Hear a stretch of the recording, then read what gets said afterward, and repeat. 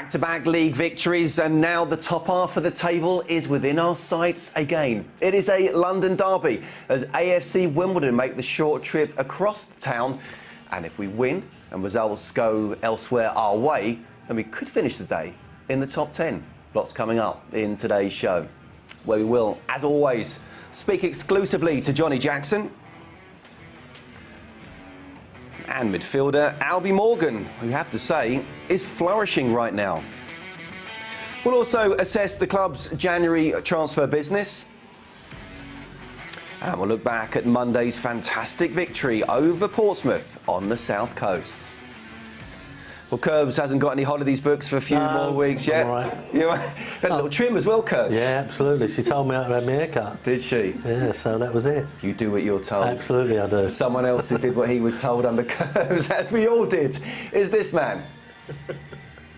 Mortimer might go all the way. He has. Well, that's a fabulous goal from Mortimer. Mortimer. When Paul Mortimer scores, it always tends to be a special occasion and a special goal.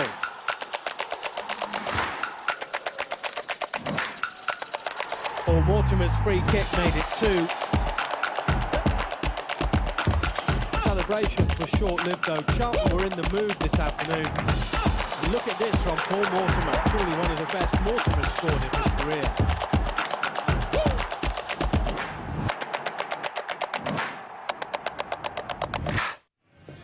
Yes, the man with the best footballing show reel you could ever wish to see. So welcome back to Charlton TV. Paul Mortimer, how are you? Looking well? I'm fine, thank you. I was just looking at that and thinking, I look slim, really slim. You haven't put that much weight on. No, I haven't. No, I haven't. It's good to be here, and it's great looking at that show reel. Curbs, what did you say watching that?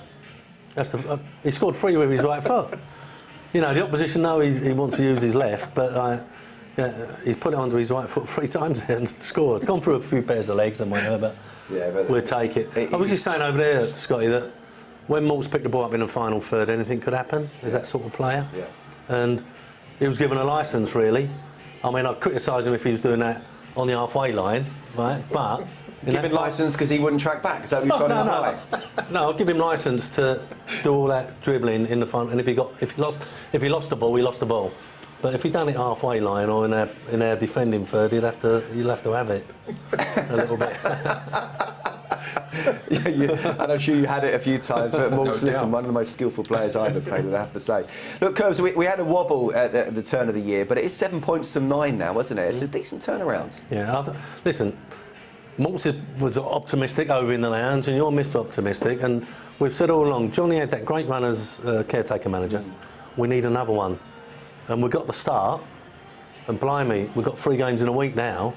So by the end of this week, have we had another one of them runs that Johnny had as caretaker manager? Because if we have, then we are looking at that top 6. Oh, you're Mr. Positive no, now, aren't you? I've now gone the other way. I'm like, don't even talk about top 6 until the end of the month and see where we are. I think Johnny won 7 out of 10, something like that.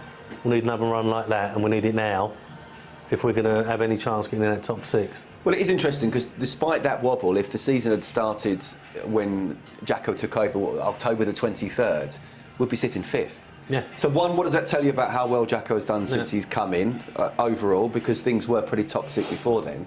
But also, 2, how positive can we look from now to the end of the season? Well, I think because of the players that have come in this window, you know, it ain't as if I ain't being disrespectful here, but it ain't as if we're in a great position and we're throwing money at it, you know, but players have been willing to come because they know that if this place gets going, then they've got a great chance of being a championship side, if not this year, next year.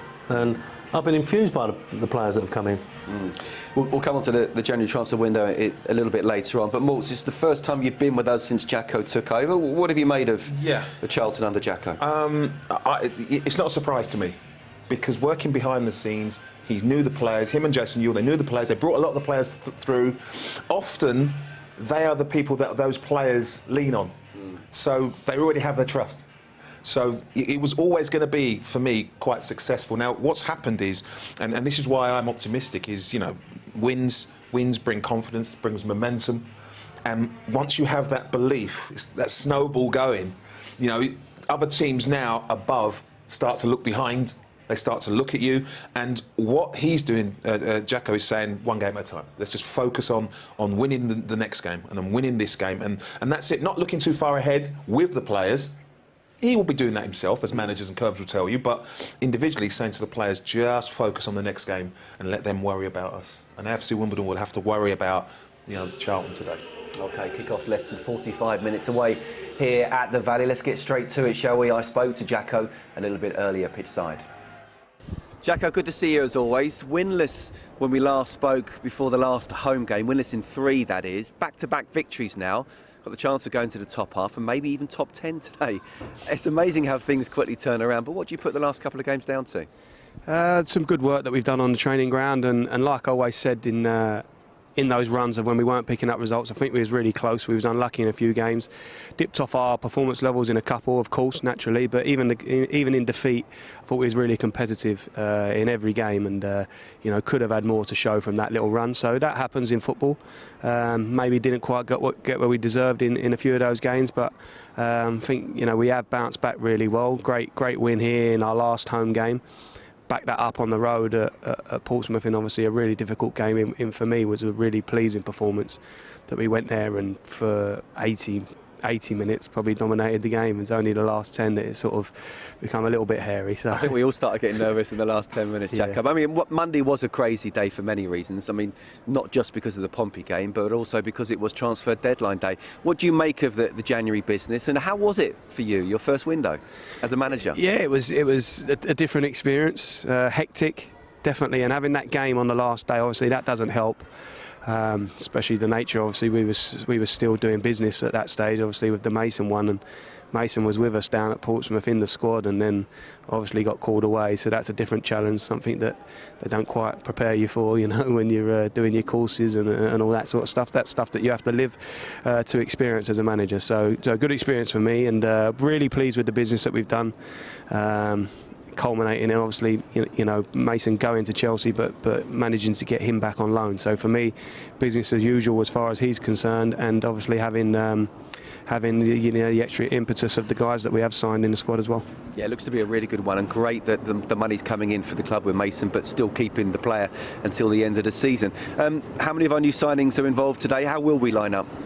Same team, Scott. Same team from Portsmouth. Really pleased with that performance, and like I've always said from when I took over, if you're in and you do well, you keep the shirt. Obviously there'll be times where I have to tweak that as far as scheduling and freshening it up, but I felt like we've had time to recover, we've had time to do some good work, and for me, they've earned the right to go again. Yeah, absolutely, can understand that completely. Wimbledon, surprisingly, we're here in February. Wimbledon, the only team we're yet to play in League One this season. So what have you made of them? Because they're down there, they're not winning games, but they're difficult to beat, aren't they? They are, yeah. They're really competitive in all the games they play. I've seen a lot of them recently. Managed to see them live myself on a couple of occasions. Last weekend, obviously we had the Monday game, so I was able to get down there, watch them, and obviously done our homework on them. And like you say, yeah, they're hard to beat. They've not been picking up a lot of wins, but draws and competitive in every game. They've got a lot of energy about them. Youthful sort of side. Mark's got them playing some really good football at times, so they'll pose threats like they always do, like any team will. We've done work on how we can nullify that, what we can do to hurt them. We're in a good place. We won back-to-back here. We're strong. It was good to get that away win, because that form hadn't been great, but the form here has been pretty solid. So at home, for our fans, looking to imprint ourselves on the game. It's been more than solid. It's been fantastic here at the Valley. Finally, the fans have got their spring in the step again. Obviously, what's happened in the last couple of results. How much are you looking forward to playing in front of them? Can't wait. As always, love it here. More initiatives from the club today to try and get supporters in. Hopefully, another bumper crowd. We've seen the effect that has, Scott, when there are big crowds and they get behind the team. It really does help the lads, and you've seen that. That firsthand with the results and the performances that we've had here. So, hoping for another one today. Good luck. Thank you. Yeah, been great form here at the Valley, and Curbs, really no surprise after an unchanged side after that performance, because it wasn't just the result, it was the performance, a very good one at Fratton Park. Yeah, it was, and we had a little wobble because I think near the end you're so comfortable, and then Portsmouth got back in here a little bit, but held on for the points. No, and you know what? I liked about it, we was perhaps thinking about Corey Blackett-Taylor playing as a left wing back at home, but I was interested to see him away from home, and he handled it great. And Well. he was more attacking than defending. So no, they should be full of confidence. Mort, you've been a coach yourself. You don't want to change your winning side, but when you got someone like Mason Burster, who probably would have started on Monday, then you got Scott Fraser, who's come in on deadline day, who's unsurprisingly didn't start on the day. People are knocking at the door, aren't they? They are, and that's a really good thing. But if I'm one of those players that performed the way I did at Portsmouth, I would be very disappointed, and I'd be banging on the door. I've got to say, you need to explain to me. But what I liked about the game the other day was they were bombarded in the last 20 minutes, and they defended for their lives. They challenged, they competed, and they're going to need that again today. You know, lots of people look at perhaps the strength of a team by their bench. Yeah. And I'm looking at that bench, and that is massive, isn't it, for this league? So It's a message to those on the pitch as well. yeah. Look at what we've got if you don't perform, and it's great. You've got 45 minutes, 60 at the most, otherwise you're coming off. Simple as that. Let's have a look at the league table now, shall we? And unfortunately, we have to start with the bottom half, because that's where we are, 15th as things stand. But there is only a 3-point gap between us and Burton in 10th, which we'll see in a minute. Today's opponents, Wimbledon, are in 20th, just above the relegation zone. They're winless in the last 9 in the league, but have drawn 6 of those. And I mean, chaps, Wimbledon have drawn 12 league games this season, the most in League One. They can't win at the moment, but seem very difficult to beat. But these are the games that we have to win, aren't they? Yeah, here, especially. You know, you can look at it both ways. What Wimbledon are doing at the moment, they may well be saying, look, we've been really unlucky. We should have won at least 3 or 4 of them, or even more. So, no, I'm looking forward to today's game because of what we produced in the last 2 games, fine, and the fact that Johnny's kept the same team, and we should have a decent atmosphere here. So it's all going in the right direction for us at the moment. I don't know where we're going with that, but I know you mean. They will be battling You've gone from their lives. Mr. Optimistic, I know, and now it's going that way. It's not work, does it? It's not work, so I'm going the other way now, a bit of reverse psychology.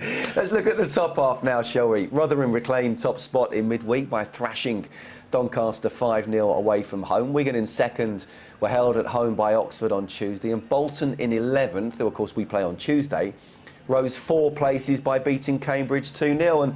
And Mort, so we said it a minute ago, we're only 3 points outside of the top 10. Psychologically, how much of a difference will it make to get us back into the top half and then top 10 of the league? It's huge. It's huge because what the players and everyone associated with the club would not want is what you just showed early on. We've got to look at the bottom half. You know, once you're into the top half, you're now looking up. You're not looking over your shoulder, you're looking up and you're looking at the next team. And as you say, 3 points behind Burton in 10. Get there first, then you start thinking about where else you can go. Which is where the game by game, or certainly month by month, you can't look too far ahead. However, I'm just about to do that, Curbs. With 14 points off the top 6, with a game in hand, 18 league matches to play. It is going to need some run, isn't it? You've been on it before. Yeah. No, as I said, I think we said it 2 or 3 weeks ago. Johnny needs another run that he had as a caretaker manager. I think it was 7 out of 10 or something like that. We've got 2 on the spin. Massive week coming up. I mean, we've got 2 games away from home, which are tough. Bolton and Wigan. But you've got to go and win them games if you think you're going to get in that top 6. We've got to put a run together. I think it's got to happen now. I don't think, if it doesn't happen now, I don't think the last 10 games, if we've done it, it'll be enough. It needs to be done now. I agree. I think it's a big month coming up. We don't need 7 wins out of 10, we need 12 out of 12. Do you know anyone who's done that before? It's been done.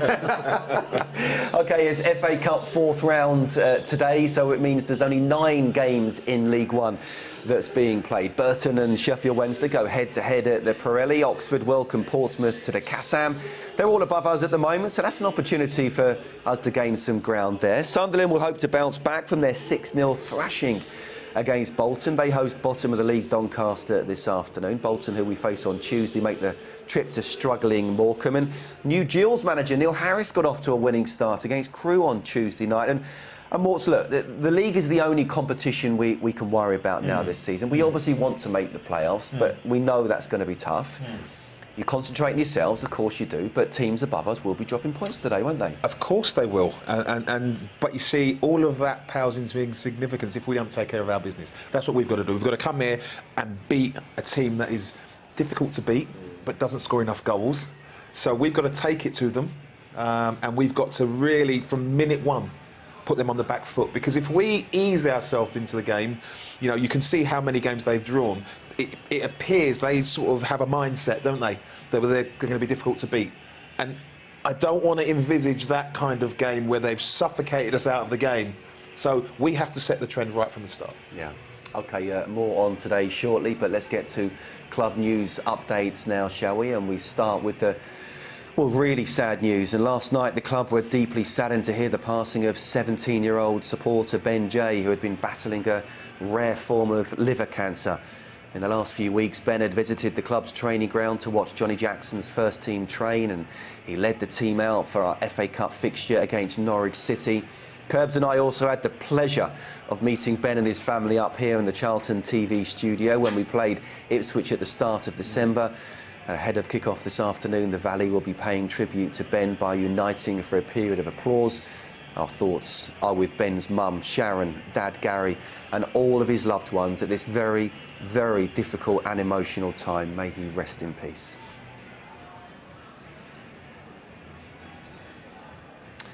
OK, supporters are reminded that the club will be running its popular Bring Your Kids for a Quid initiative throughout February, meaning that all under-11 tickets are priced at just £1 each.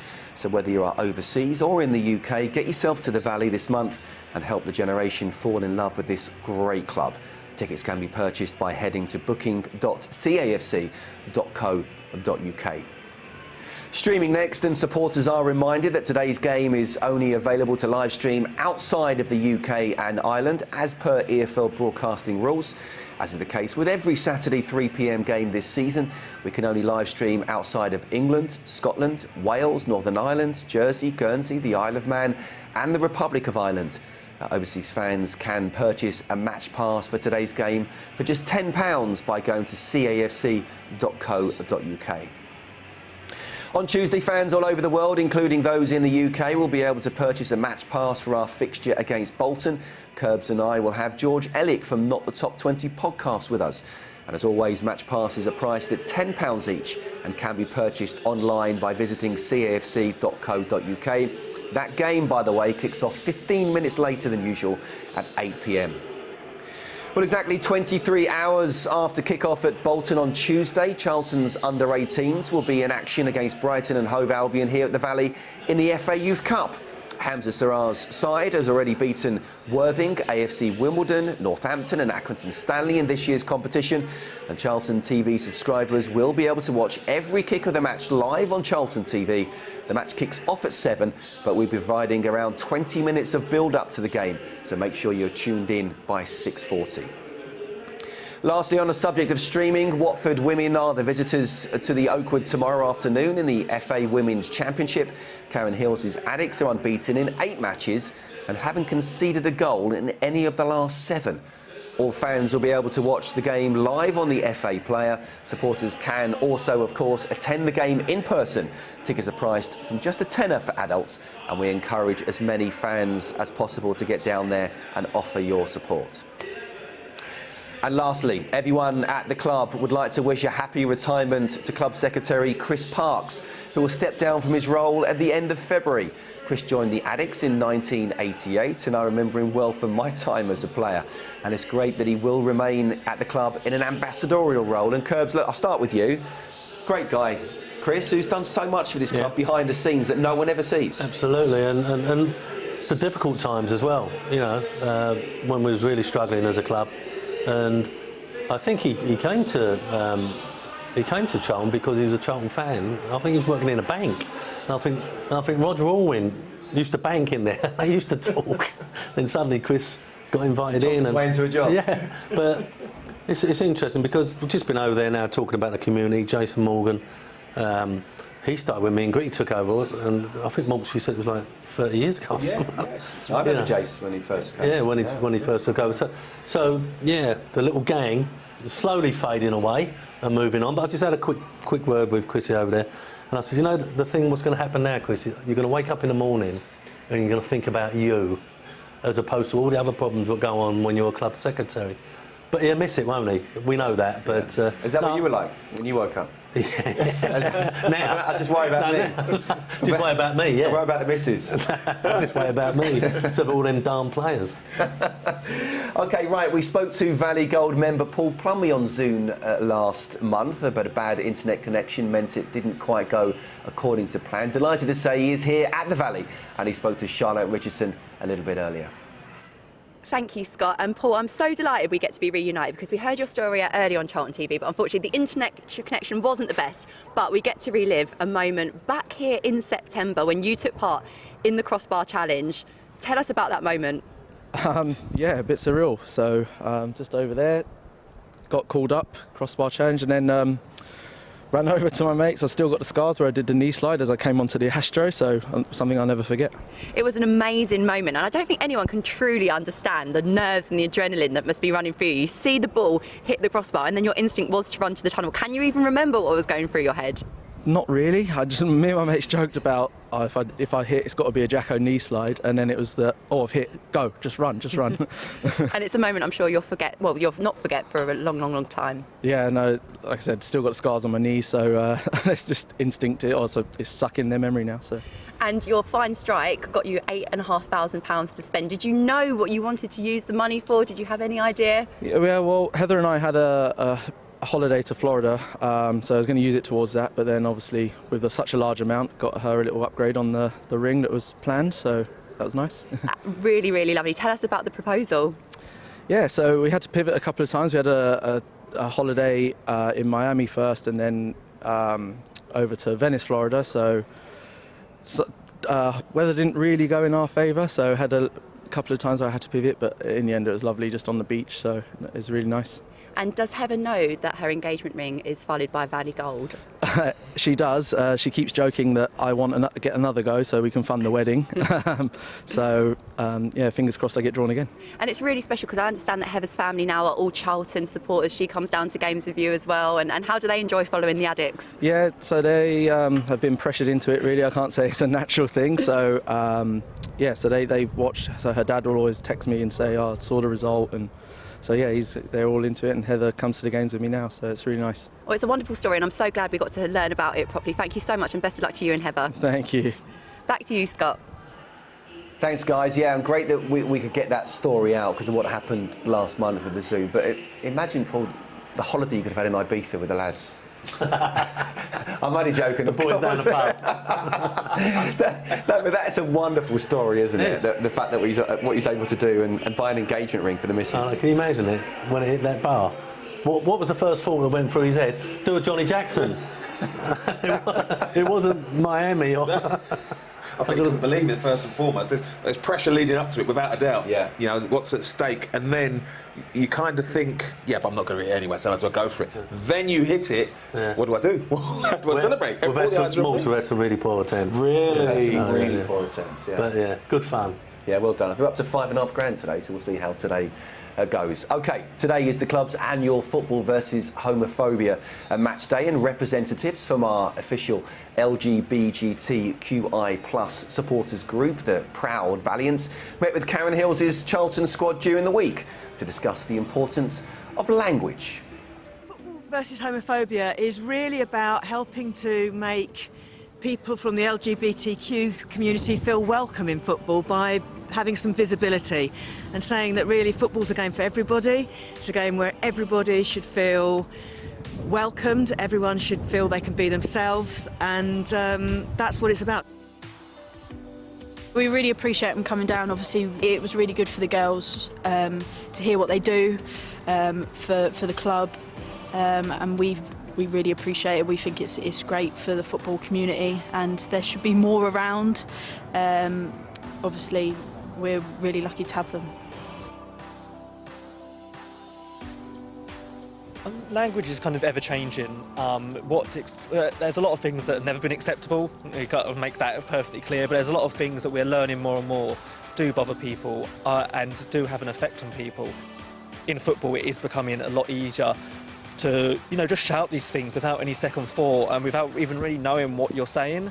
So language is something that we really want to kind of latch onto this year and really kind of summarise what's wrong with it, what you shouldn't be using, and why you just have a conversation with your friends, whether it is LGBT or if it's a woman with sexism or a person of colour with racism. Just have a conversation with these people, figure out what it is that offends them. I loved football long before I realised and came to terms with my sexuality, and I always remember sitting in the stands when I'm 14, 15 and just feeling like I could never actually be myself in this environment.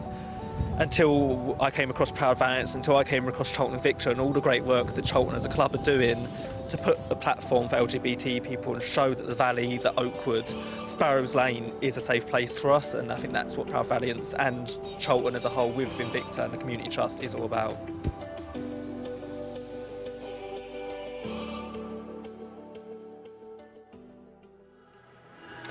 Yeah, great to see the club and the trust continue its fantastic work regarding the inclusion for both supporters and staff as well. And Mort, you're an ambassador for the Proud Valiants, aren't you? What inspired you to get involved with the group, and what do you do with them? For me, any publicity, any time they want someone to speak out and raise awareness, inclusion and difference and discrimination. I've always been a campaigner for awareness around difference, and this is, you know, the LGBTQ presence. Well, in football there has always been an LGBTQ presence, but the decision or the challenge for that group of people is to actually expose themselves and show people who they are, or keep quiet. Now, the behaviour of people in the stadium has prompted people to not want to show and be their authentic selves. And what we're doing is raising awareness so that everyone within a stadium feels that they are included, that they are part of this crowd that's supporting the game, and there is no judgment. And people, and by that I mean people, you know, sort of shouting, you know, things that are offensive as well. You know, that's part of excluding people as well. So it's about us being able to raise awareness so that people will learn more about accepting difference, looking at their own behaviours as well, and wondering if they need to look at and change the way they behave and approach coming to a football stadium. Behaviour and language, absolutely key, isn't it, going forward? Yeah, definitely. OK, it was a very busy January, I have to say, for the club. Let's have a look at the ins and outs then, shall we? And Curb's really interested in your thoughts. Couple of ins, couple of outs, more investment made into the squad, some money coming in as well. How would you describe the January window? Well, I think that we've obviously looked at the situation. You know, Chucks went off on Monday night, and I thought, oh, he might not be playing today. So I was really pleased. If Burstow went, we got him back. But no, I think we've got to give Thomas a lot of praise here for what he's done. I know we'd be disappointed that Burstow's gone, but you know, and perhaps we might have got a bit more money. But once a club like Chelsea come in for the player, you know what that's it's like, very difficult. It's very difficult. Obviously, the contract he's got is going to be totally different to what he's got here. It's going to be tough for him. Let's make no mistake about it. You know, you've got to be absolutely top to break into Chelsea. But he was happy to go. I don't think anyone forced him. He was happy to go. Yeah. Thomas held out for the fact that we could have him back on loan. Quite rightly so, with Stockley out at the moment as well. And it enabled him to do some other business. And I remember coming over a couple of seasons ago, and Fraser was playing for MK Dons, I think. Yep. And he ran the show. So, you know, that's something for the future as well, because I think that, you know, we've got players that are going to be out of contract. We've got a lot of players that are going to be out of contract. So we've managed to get one in now that we know is going to be here. I find it interesting as well, the balance of it, in terms of it's a very attacking window, isn't it? You know, going forward. Obviously, there's Juan Castillo who's a wing back, but he's a very attacking wing back. Then you look at the rest of them there with Chucks, Niall, and Scott as well. Morts. Obviously, clearly, everyone thought we needed to add to which I think we all thought in terms of the strikers' point of view. But we need a bit more going forward. Well, Stockley's the top scorer and he's out at the moment. So you need variation up front. I mean, again, I kind of look at that and I say, you know, yes, Burstow's gone, but he's back with us, and he I tell you what, he's invigorated now because he's a Chelsea player and he'll want to go and show it.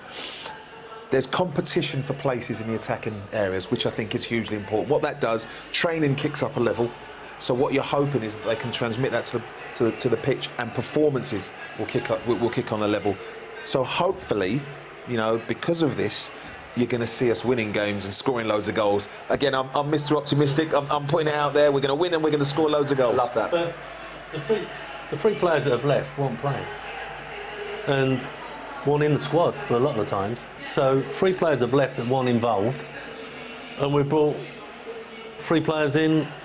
Obviously, we already had Chucks, but we brought 3 players in now that I think Jacko wanted. So 3 players have left that weren't playing, 3 players that Jacko wanted. You know, he'd be happy with that. I tick both boxes, because getting players out can be as difficult as getting players in. Just a final one on this as well. You mentioned about Thomas. How important is it that, you know, clearly he is continuing to invest, and not just for this season, because 2 of those signings are permanent, where if it doesn't happen for this season, then it's next season as well. That's what I was saying, and especially where perhaps we're not in a position where we're going anywhere at the moment. But I do go back to the amount of players that are out of contract in the summer. There's going to be a lot of movement there. And so that's why, even if we don't get to where we want to, the top 6, it's important that we finish strongly and make ourselves attractive, because we're going to have to go into the market again.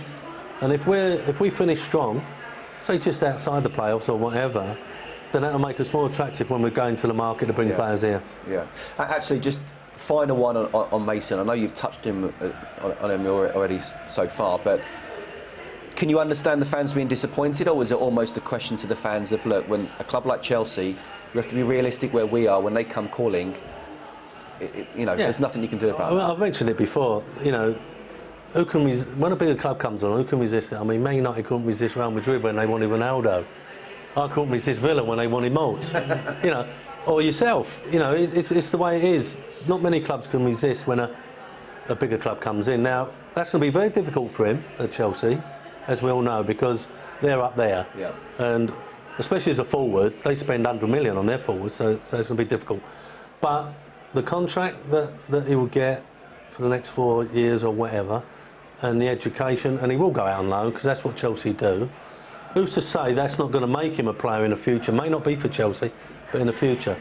And I think where we are, you know, Thomas has spent money, and you know, if Jacko wanted to bring 4 players in or whatever, about time that some money come in. So so I can understand why it was done. I think a lot of the fans would be disappointed. Perhaps they think he was worth more, but you know, there was other clubs interested apparently, but that must have been the best bid. And let's go back to the boy. The boy would have a say in this, and he obviously wanted to go to Chelsea. But the great thing is that we've loaned him back. I was a bit concerned on Monday night when Chucks went off, and I didn't know that Burstow was coming back. So I thought, oh, here we go. We're going to be struggling a little bit, but it's worked out well so far. So yeah, good. And all great players go from Charlton to Chelsea, of course, don't they? Some of them. Scotty Parker was one. Moving swiftly on. Monday was a crazy day, wasn't it? Not just because of the transfer deadline day, but also because we went to Fratton Park. And look, I know you, Curbs, you watched it. I watched it as well. We were a bit nervous at the end, but that was a really good performance as well as result, wasn't it? It was. We looked really strong, looked composed. What Morts was saying about what we need to do for the first 10 or 15 minutes here, that's what we done at Portsmouth. As if we was the home side on Monday night. And, you know, obviously we come under pressure after they got their goal. But it was a fantastic result and a confidence-boosting result as well. Because, Morts, we've been pretty poor away from home, I have to say, and that was our first away win in the league since November. So how pleased will Jacko be? And it's almost like a weight off your shoulder, isn't it? Yeah, it's not just winning, it's how they did as well. I mean, you know, we all know, having played there, Fratton Park is a difficult place to go and win. Without that wind blowing in and the fans, all of that makes it a real challenge. So to go there and comfortably go 2-0 up, by the way, and then have to hold on in the end. We needed a bit of luck with one of the goals. Of course we did need a little bit of luck. But we deserved it. But you earn your luck, and we deserved it, without a doubt. If we'd come away from that drawing, that would have been like a loss. It really would have. And that's how good we were. But that, again, no good if we don't produce today. Absolutely. Yeah. I mean, it's been 7 points from 9 since Chuck's returned. So, one, how big an impact has he made for you, Kers? But 2, how much does maybe Jacko just need to have a word with him when you're on a yellow card? Please be careful. Yeah, he looked like he was going to lose it again, didn't he? We've seen it here last season. Seen it last season. Yeah. I thought he was going to get sent off the other day. I came, you know, I watched the second half and I just thought, what is he doing? Yeah. What is he doing? And I just thought, oh, he's going to be in a bit of trouble here. He actually got sent off near the end of the season, didn't he? Here. Saw it, yeah. Was it Gillingham? It was 2 yellow cards, really quick, wasn't it? Bang. Yeah. And he got sent off. Yeah, I was sitting in the back thinking, oh, blimey, calm down, mate. But no, I think the business that we've done, and you know, I think that perhaps there was something going on in the background. It's all about connections. We go in for Chucks, Bo can go in for Lowell Taylor, was it? Right? Yeah. And it's worked out well for everybody at the moment. And, you know, sometimes you need them connections around other clubs. So, you know, was a phone call made and, well, look, if I can get Lowell Taylor, you can have Chucks, but I need you to do Chucks first. That's the sort of things you have to get involved in. And that's the way it seems to have worked out. So Bo's happy, we're happy. Definitely. Lots of star performers on Monday night. One of them was Alby Morgan, and I spoke to him a little bit earlier. Alby, thanks for joining me. Happy birthday for Wednesday. What did you get up to? How did you celebrate? Just a chilled one. Obviously, the game on Monday, a bit leggy on the Tuesday, so by Wednesday I was still a bit tired, you know, getting the legs ready for the game again today. So just a chilled one. See the family and back in Thursday for training and then here now for the game. So yeah, looking forward to it. That's not how I celebrated my 22nd birthday, but I believe you, Alby, I really do. Another start on Monday and another win as well. How pleased have you been with your performances of late? Yeah, it's been good. I've been happy. Just to be back on the pitch is obviously good. Getting minutes, being back with the boys, it's a real good buzz around the place at the moment. It's 2 on the trot now, I think, in the league, so if we can go again today with another win, that'll be brilliant and keep climbing the table, which is obviously what we want to do. And you have been an integral part of that. So what do you put your good form down to, and what's Jacko said to you? I think I've just been trying to keep ticking over. I think training hard. I've needed to keep fit. I want to keep fit for when I got my chance, and I think I was ready, which really did help. Jacko's been telling me to just be patient and keep training well, and I'll get my chance. And I'm glad that I've taken my chance when I got it, and hopefully I can keep kicking on and keep getting games under my belt. You've been in and around the first team for what, 4 seasons now? You just turned 22. How do you see yourself? Still as a youngster, senior pro, or just somewhere in the middle? Yeah, I'd say in the middle. Getting on a bit now, 22, but no, it feels like I've been here for a long time. But no, I love playing here. I love playing at the Valley. It gives me a real buzz, like it did on my first game to now. So, like I said, looking forward to today, and hopefully we can get the win. I'm getting on a bit, Alby. You have not even reached your prime yet, trust me.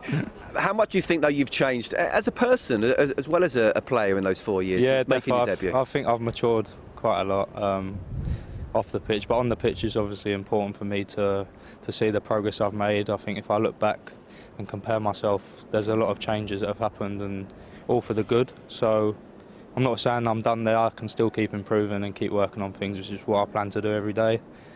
And yeah, just keep looking forward, take each training session, each game as it comes, and keep improving as a player and a person.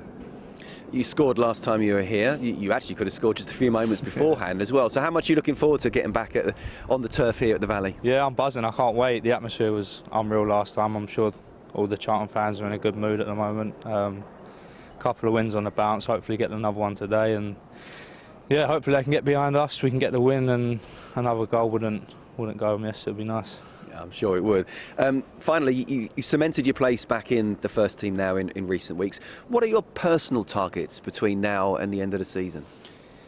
I'm not looking too much into the long term. I think just take each game as it comes. I know what I have to do to stay in the team, just to work hard, have a good game, bring what I can to the team, goals, assists. I do look at that every day. Like I said, I know what I've got to do to remain in, and if we can keep winning, that will obviously help that. Keep it up. Good luck. Thank you. Cheers. Curbs, he had a tough start to the season, as quite a few players did, to be fair, but in recent weeks he has been excellent. How much credit goes to him and also Jacko for the upturning form? Well, both. I think what you said there about Jacko, you know, always encouraging him, saying, look, you'll get your chance, make sure you're ready when it comes along. Yeah. And, you know, I've spoken about the midfield three, that, you know, when Jacko took over as caretaker manager, it was Gilby, Elliott Lee and Dobson. And it was a nice mix of all three.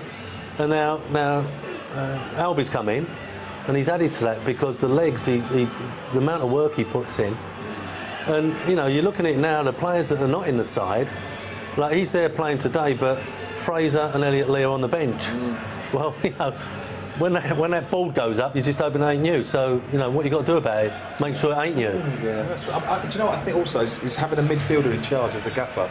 It makes a difference. Yes. Because the way he will talk to you, how he will instruct you. Because I look at Alby Morgan and what I see in him is someone who was very, very instinctive about his game. And what I think Jacko's done is taught him he's got to learn his way around the pitch, if that makes sense. He's got to start thinking about situations as they arrive. Just be a bit more of a thinking player. Because there were spells in games where he looked slightly lost and he looked slightly out of position.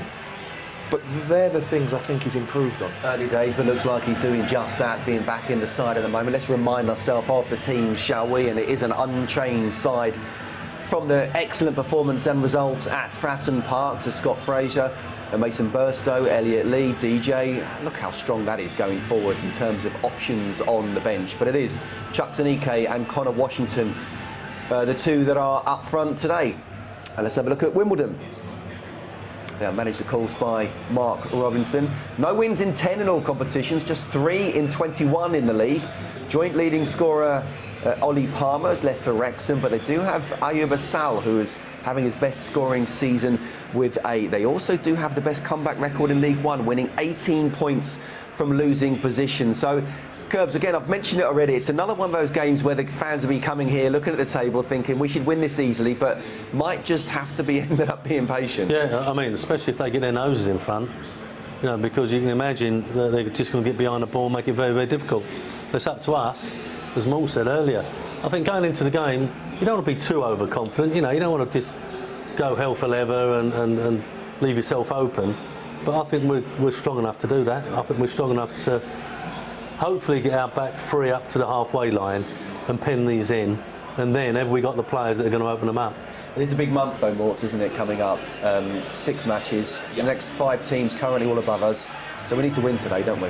Yes, we do. Simply put, we need to put them on the back foot. We need to make it difficult for them. You know what, we need 7.5, 8 out of 10 performances from everyone today. Well, that's coming out wearing black armbands in memory of Ben Jay, who tragically passed away after having a rare form of liver cancer, aged just 17. And Craig McGivery holding a goalkeeper shirt, just putting it down in the goal mouth because Ben himself was a goalkeeper. I know that Mum Sharon and Dad Gary are down there as well, so a fine tribute with just such a tragic story. It really, really is. OK, it is time to hand ourselves over to this afternoon's commentators, Terry Smith and Stevie Brown. Thank you, Scott. Thank you, Curbs. Thank you, Mort, from the studio. And welcome to the Valley, everybody. And, yeah, as Scott just alluded to there, the shirt placed in the goal mouth in honour of Ben Jay, who sadly lost his life. And our thoughts are obviously with Ben and his family, Sharon and Gary's parents, and everybody that knew Ben. Tragic story, but we know that the club filled his heart over the last few months, and that's an abiding memory of a very brave young man. Alongside me, Stevie Brown. Steve, back-to-back wins, 3 would be nice. Yeah, it would be lovely, and we need to build on the performance of Monday night. I think what you'd like to see today is actually a